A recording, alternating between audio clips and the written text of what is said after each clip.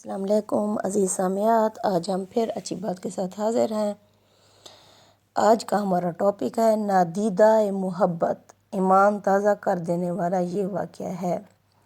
عزیز سامعات، حضرت نظام الدین اولیاء اکثر ایک جملہ کہا کرتے تھے کہ ہم سے تو دھوبی کا بیٹا ہی خوش نصیب نکلا، ہم سے تو اتنا بھی نہ ہو سکا، پھر غش کھا جاتے۔ ایک دن ان کے مریدوں نے پوچھ لیا کہ حضرت یہ دھوبی کے بیٹے والا کیا ماجرا ہے؟ تو آپ نے فرمایا، ایک دھوبی کے پاس محل سے کپڑے دھلنے کے لیے آیا کرتے تھے۔ وہ میاں بیوی کپڑے دھو کر استری کر کے واپس محل پہنچا دیا کرتے تھے۔ ان کا ایک بیٹا بھی تھا جو جوان ہوا تو کپڑے دھونے میں والدین کا ہاتھ بٹانے لگا۔ کپڑوں میں شہزادی کے کپڑے بھی آتے تھے، جن کو دھوتے دھوتے وہ شہزادی کے نادیدہ عشق میں مبتلا ہو گیا۔ محبت کے اس جذبے کے جاگ جانے کے بعد اس کے اطوار تبدیل ہو گئے۔ وہ شہزادی کے کپڑے الگ کرتا، انہیں خوب اچھی طرح دھوتا، انہیں استری کرنے کے بعد ایک خاص نرالے انداز میں تہہ کر کے رکھتا۔ سلسلہ چلتا رہا۔ آخر والدہ نے اس تبدیلی کو نوٹ کیا اور دھوبی کے کان میں خسر پھسر کی کہ یہ تو لگتا ہے سارے خاندان کو مروائے گا، یہ تو شہزادی کے عشق میں مبتلا ہو گیا ہے۔ والد نے بیٹے کے کپڑے دھونے پر پابندی لگا دی۔ ادھر جب تک لڑکا محبت کے زیر اثر محبوب کی کوئی خدمت بجا لاتا تھا، محبت کا بخار نکلتا رہتا تھا، مگر جب اس پر یہ کپڑے نہ دھونے کی پابندی لگا دی گئی تو لڑکا بیمار پڑ گیا اور چند دن کے بعد ہی فوت ہو گیا۔ ادھر کپڑوں کی دھلائی اور تہہ بندی کا انداز بدلا تو شہزادی نے دھوبن کو بلوا بھیجا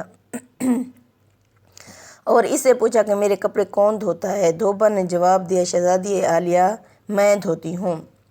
شہزادی نے کہا، پہلے کون دھوتا تھا؟ دھوبن نے کہا کہ میں ہی دھوتی تھی۔ شہزادی نے اسے کہا کہ یہ کپڑا تہہ کرو۔ اب دھوبن سے ویسے تہہ نہیں ہوتا تھا۔ شہزادی نے اسے ڈانٹا کہ تم جھوٹ بولتی ہو، سچ سچ بتاؤ ورنہ سزا ملے گی۔ دھوبن کے سامنے کوئی دوسرا راستہ بھی نہیں تھا، کچھ دل بھی غم سے بھرا ہوا تھا۔ وہ زاروں قطار رونے لگ گئی اور سارا ماجرا شہزادی سے کہہ دیا۔ شہزادی یہ سب کچھ سن کر سناٹے میں آ گئی۔ پھر اس نے سواری تیار کرنے کا حکم دیا اور شاہی بگھی میں بیٹھ کر پھولوں کا ٹوکرا لیے مقتول محبت کی قبر پر سارے پھول چڑھا دیے۔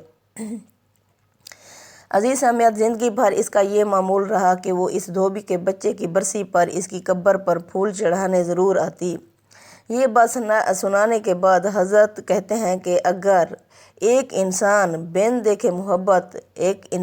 بن دیکھے محبت ہو سکتی ہے تو بھلا اللہ سے بن دیکھے محبت کیوں نہیں ہو سکتی؟ ایک انسان سے محبت اگر انسان کے مزاج میں تبدیلی لا سکتی ہے اور وہ اپنی پوری صلاحیت اور محبت اس کے کپڑے دھونے میں بروئے کار لا سکتا ہے تو کیا ہم لوگ اللہ سے اپنی محبت کو اس کی نماز پڑھنے میں اس طرح دل و جان سے نہیں کر سکتے؟ مگر ہم بوجھ اتارنے کی کوشش کرتے ہیں، جلدی جلدی نماز پڑھ کے بوجھ اتار لیا۔ اگر شہزادی محبت سے تہہ شدہ کپڑوں کے انداز کو پہچان سکتی ہے تو کیا ہمارا رب کریم بھی محبت سے پڑھی گئی ہماری نماز اور پیچھا چھڑانے والی نماز کو سمجھنے سے عاجز ہے؟ حضرت نظام الدین اولیاء پھر فرماتے، وہ دھوبی کا بچہ اس وجہ سے کامیاب ہے کہ اس کی محبت کو قبول کر لیا گیا، جبکہ ہمارے انجام کا کوئی پتہ نہیں، قبول ہوں گی یا منہ پر دے ماری جائیں گی۔ اللہ جس طرح ایمان اور نماز روزے کا مطالبہ کرتا ہے، اس طرح محبت کا بھی تقاضا کرتا ہے۔